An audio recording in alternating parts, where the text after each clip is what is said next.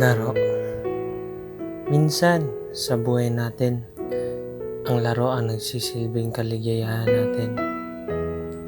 Laro na nag-aalis ng kalungkutan.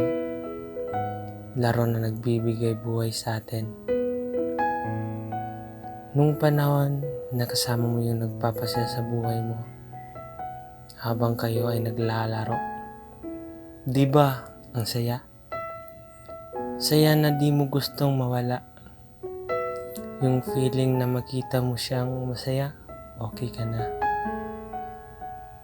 Mawawala na agad ang problema mo.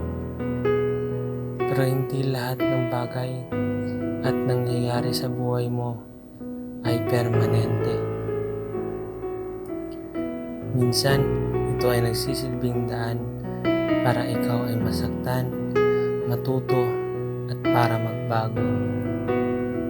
Magsisilbing alaala na lang ang lahat ng dahil sa isang kamalian na nagawa. Pero okay lang yun.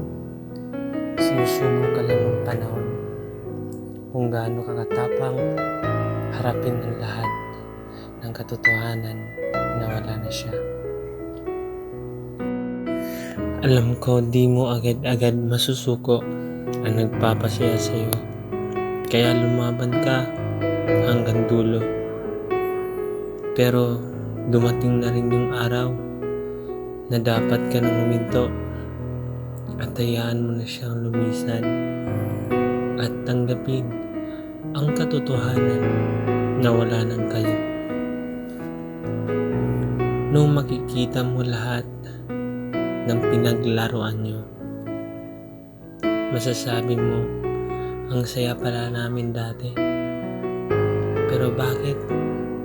Bakit ko sinayang? Bakit ako nagloko? Bakit nagkaganito?